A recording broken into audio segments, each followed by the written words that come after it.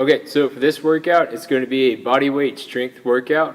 So it's going to be a little bit different than probably most strength workouts where you either use weight and you do heavy reps or something like that. This one is going to be, we're going to be performing different holds followed by repetitions after that.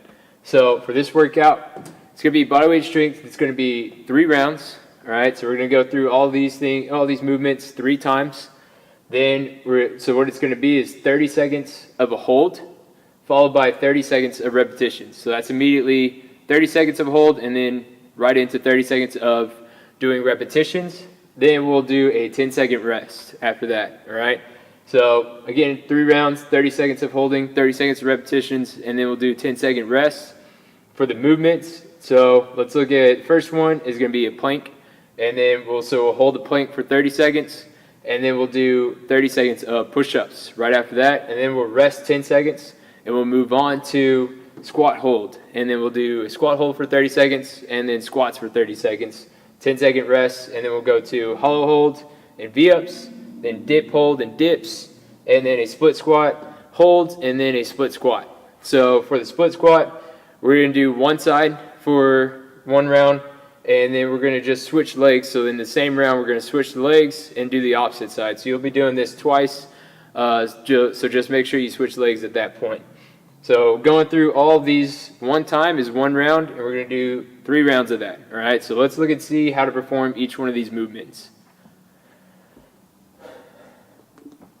Okay, so the first movement that we have is going to be a plank followed by push-ups.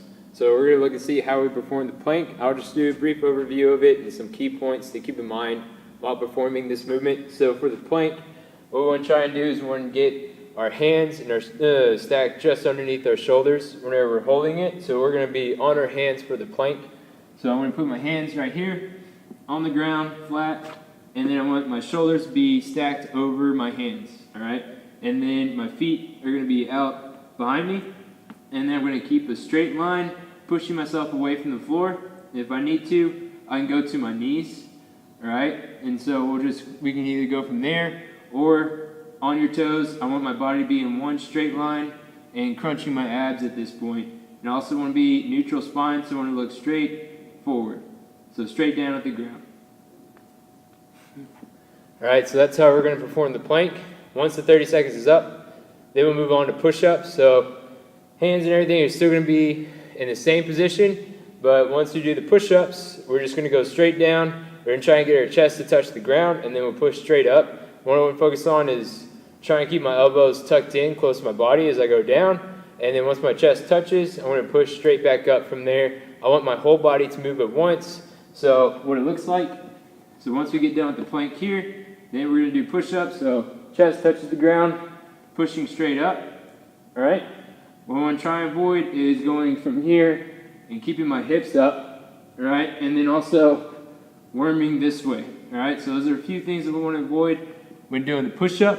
If I need to, I can go to my knees. So if I'm here, I can go to my knees and perform the same exact movement from there. All right, so that's how we're going to do the push-up for this workout. Okay, next movement is going to be a squat hold followed by squats, so air squats. So for the squat hold, I want to have my feet outside my hips.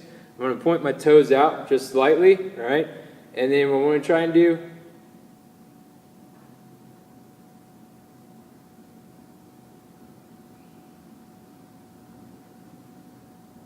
damn it.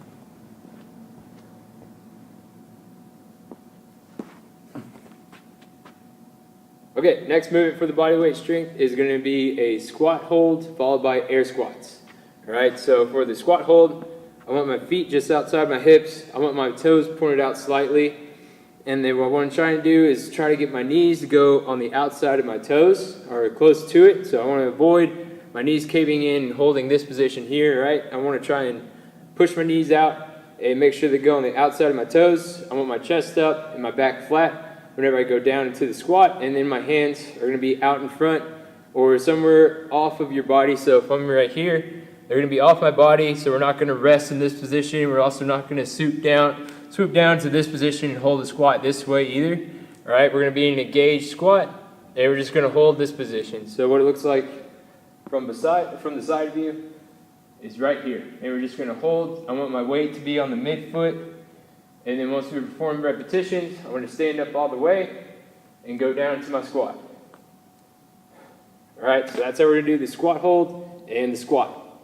Okay, the next one's gonna be a hollow hold and then V-ups. All right, so the hollow hold, I wanna make sure that my lower back touches the floor the whole time, as much as I can. My feet and legs are gonna be pointed straight. My arms are either gonna be behind me or in front. Either one works. So my feet are gonna be up and my shoulders are gonna be off the ground as well. So I'm just gonna be this, lower back is still touching, arms either behind or in front, reaching for those toes right there, legs straight, and I'm just gonna hold.